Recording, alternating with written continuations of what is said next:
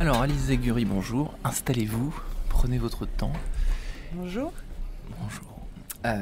Enfant, vous étiez plutôt fuyard, solitaire, vous restiez enfermé dans votre chambre, ou alors au contraire plutôt extraverti, vous avez tendance à bouger, être un peu Alors, mouvementé. enfant, j'adorais grimper aux arbres, Ouais, construire des villes pour grenouilles dans ma chambre et ouais. dessiner. Il y a les deux côtés du coup. Voilà, c'est Ni ça. J'avais introverti, un ni monde, extraverti. non, mais je Ouais. cultivais un monde qui m'était propre, ou l'imaginaire, quoi. Mhm. Et puis quand même, je jouais beaucoup avec les autres.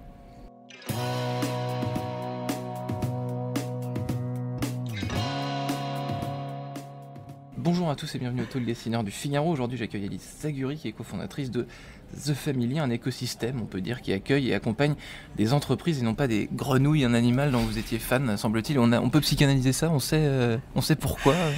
Mais non, mais la grenouille, quand on l'embrasse, elle devient un prince. Et je pense que quelque part, je voulais avoir une collection de pré-princes. D'accord, je ne vais pas vous demander si vous avez trouvé votre prince charmant. Donc The Family, le mot famille, en revanche, il est plus joli que celui d'écosystème que j'ai dit pour commencer.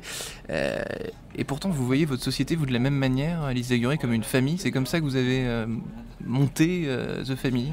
Je trouvais le milieu business très hostile. Très froid. C'est ça, Ouais. et peu accueillant. Et en fait, dans l'idée de la famille, c'est qu'on y partage les bons et les moins bons, mais on est là pour se soutenir, quoi qu'il arrive. Et on se dit tout. On se dit le plus sincèrement possible les choses, parce que quand on monte un business, partager, communiquer, en fait, c'est ce qui va permettre d'identifier là où ça pêche et pouvoir aider. Ah oui, parce que dans toutes les familles, du coup, si on pousse la comparaison, il y a des éléments perturbateurs, des garnements qui obéissent pas toujours, etc. Et parfois des mensonges, des petits trucs. La vie d'une entreprise, finalement, c'est un peu pareil. Parfois, on fait des erreurs de recrutement, parfois, il y a des choses qui vont pas bien, mais il faut communiquer. C'est ça. C'est ça. Ouais. Vous voulez pousser la métaphore encore plus loin de la famille? Je m'attendais à ce que vous la poussiez aussi. Ok, non, mais l'idée, c'est de pouvoir se sentir à l'aise, d'effectivement tout partager. Et c'est l'idée qu'on va pouvoir y grandir, qu'on sera accepté avec sa différence.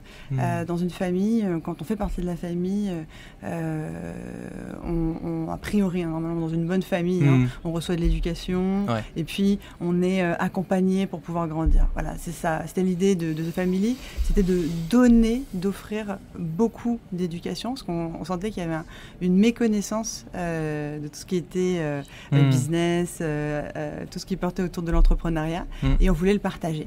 Et le partager avec une forme de familiarité, en enlevant toutes les formes de distance et d'intimider, des choses qui peuvent nous intimider, en fait, dans cette connaissance. Vous étiez combien au tout début du coup de l'aventure? 3 et 3 maintenant associés. Et donc maintenant, combien de... On est une équipe de 30 personnes et on accompagne plus de 200 entreprises, 200 startups. Donc 200 startups que vous avez accompagnées, ou vous accompagnez toujours? Combien ça dure généralement le temps d'accompagnement, la phase de faire grandir? Alors, que vous venez de décrire? Comme toute bonne famille, on ne se quitte pas, il n'y a pas une date de fin. Donc en fait, nous on se vit comme des associés des entreprises qu'on accompagne, et c'est plus de 100 boîtes par an qui rentrent dans The Family. Ça fait 7 ans, donc c'est plus de 700 boîtes accompagnées, et c'est 200 qui sont encore vivantes. Donc c'est quand même un milieu où il y a beaucoup de risques et où potentiellement on peut être amené à ne pas réussir. Et on encourage, nous, nos boîtes, nos entrepreneurs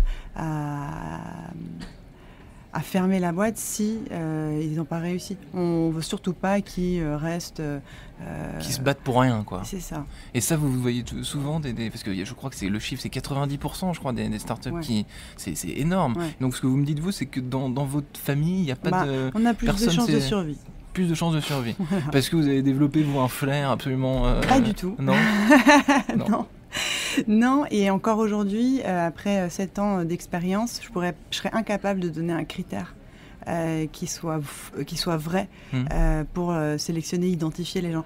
La seule manière qui marche de sélectionner les gens, c'est de travailler ensemble, de tester. Évidemment, il y a les compétences, il y a la motivation, il y a la connaissance sur le marché, il y a le timing, il y a tout ça. Mais c'est impossible à un instant T de pouvoir juger du potentiel de quelqu'un. Et donc ce qu'on fait à The Family, c'est que les gens donc candidatent, on se rencontre, on commence à travailler ensemble si on a envie de travailler ensemble, et au bout de quelques mois, alors on s'associe. Donc il y a quand même une espèce de période où on se teste. Et moi, ce qui m'intéresse, c'est la marge de progression. C'est-à-dire que d'un rendez-vous à l'autre, est-ce qu'il y a eu transformation ? Et c'est cette transformation qui va pouvoir montrer si l'entrepreneur a le potentiel qu'on recherche. Donc à partir de donc après ce moment où vous dites on se découvre, etc., on se rend compte, donc vous faites un investissement, je crois, qui oscille entre 1 à 7% du capital. On rentre au capital. Au départ, on prenait 1% des parts des boîtes qu'on accompagnait parce qu'on était personne. Et aujourd'hui, c'est 5 et on arrête à 5. Que 5, d'accord. Que 5. Parce que si on oscille entre 1 à 7 et que vous prenez que 2, et quand une autre vous prenez 6... Enfin, moi, je suis entrepreneur, je me dis, ah merde, elle croit moins. C'est tout le monde. C'est pour tout le monde pareil. D'accord. Donc, je disais, il y a beaucoup de startups encore qui échouent. C'est normal, pas chez vous. Tant mieux. Est-ce que vous pensez que dans... Mais quand même, bien sûr, chez nous. Ouais. Est-ce que vous pensez que dans le monde entrepreneurial, ce chiffre, il a vocation à diminuer l'échec des startups, ou alors, au contraire, à augmenter ? Non, je ne pense pas qu'il ait vocation à diminuer. Ce que je vois en revanche, c'est un niveau d'éducation qui est en train de monter. J'ai de plus en plus de jeunes qui candidatent à The Family et qui ont une connaissance de leur secteur et technique qui est très impressionnante, de plus en plus impressionnante. Ça, c'est grâce à YouTube, c'est grâce au partage d'expériences. Les tutos, les échecs que certains ont subis, qu'ils partagent. Sûr, et du coup, Et puis, on voit une forme d'entrepreneuriat qui naît aussi, d'entrepreneuriat local, qui est encouragé. C'est plus...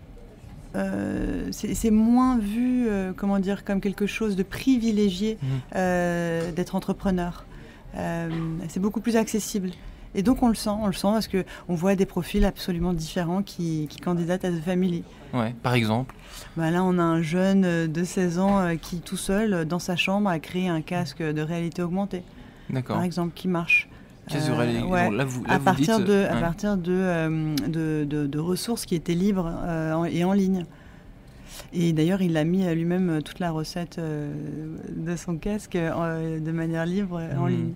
Alors, quand on rentre chez The Family, on travaille d'où, entre guillemets, ensuite est-ce qu'on a un devoir de venir vous voir? Donc, vous m'avez dit tout à l'heure, vous êtes une trentaine de personnes. Alors, vraiment, on fonctionne un peu... d'abord, ça fonctionne comme une école, mais si on était une école, on serait une école Montessori. C'est-à-dire qu'on responsabilise les gens et on ne veut surtout pas les infantiliser. Donc, on ne va pas donner un programme avec une date d'entrée et une date de sortie. Et vraiment, on demande aux entrepreneurs de réussir à se poser les bonnes questions et nous poser les bonnes questions. Donc l'effort, il est vraiment là, c'est de nous utiliser et d'identifier les besoins, leurs propres besoins, et surtout ne pas nous demander une to-do list. C'est-à-dire que moi, je suis le professeur de personne. Il n'y a pas de mode d'emploi, quoi. Surtout pas. Je vous fais confiance. Les meilleurs entrepreneurs sont ceux qui nous sollicitent et qui nous-mêmes, je pousserai encore plus loin, qui nous harcèlent. Parfois, on a le sentiment d'être des éponges dont ils veulent tirer tout le jus. Et ceux-là ont compris comment ça fonctionnait. Quand ils vous contactent, c'est pour quelle raison? C'est le bouche à oreille? Ils ont entendu parler? Ils ont confiance. Parce que vraiment, la façon dont on procède, c'est que tout ce qu'on pense et tous les gens, tous les entrepreneurs auxquels on a accès, on partage leur expérience en ligne sur YouTube. Donc, c'est plus de 7 millions de vues. Et c'est des contenus qui ne sont pas facile à digérer, c'est genre 2 heures sur les nouveaux business models. Enfin bon, voilà, faut les regarder, et souvent dans un anglais approximatif. Parce que c'est souvent des Français qui parlent anglais. Ouais, donc c'est indigeste souvent. Voilà. Et donc, ils regardent ça, et ils apprennent beaucoup, ils démarrent une phase de prototypage dans leur chambre, dans leur coin, avec ceux qui deviendront plus tard leurs associés. Et en fait, ce qui est assez, ça nous sert, ce contenu en ligne, parce que du coup, il n'y a pas cette distance, et c'est comme une facilité à entrer en contact avec nous. Et moi, j'ai toujours plaisir à voir à quel point il me parle comme si on se connaissait déjà, en fait. Vous êtes déjà potes, vous êtes déjà rencontrés quelque part. Voilà, on a créé cette familiarité, en fait, grâce à tous les contenus qui sont en ligne, qui sont disponibles.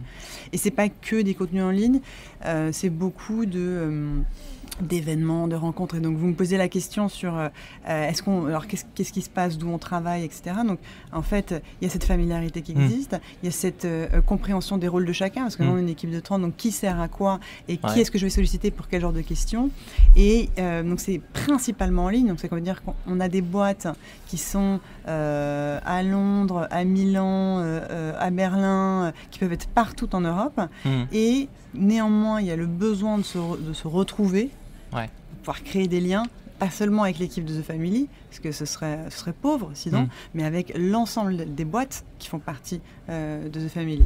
Et c'est là où il y a vraiment, comment dire, un effet hyper bénéfique de la communauté, des gens qui s'entraident, des gens qui s'enseignent des choses, qui partagent leurs expériences, quoi. Et vous faites, je sais pas, une fois par mois, parfois c'est ce qu'on fait dans les entreprises, une sorte de séminaire, voilà, un banquet annuel comme dans Astérix à la fin. On fait beaucoup de banquets.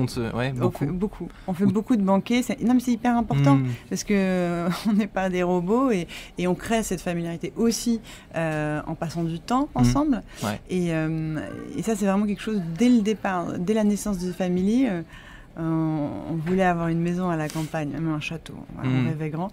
Et en fait, ça, on l'a gardé. C'est-à-dire que tous les 2 mois, à peu près, on part 3 jours dans un château à 1 heure de Paris.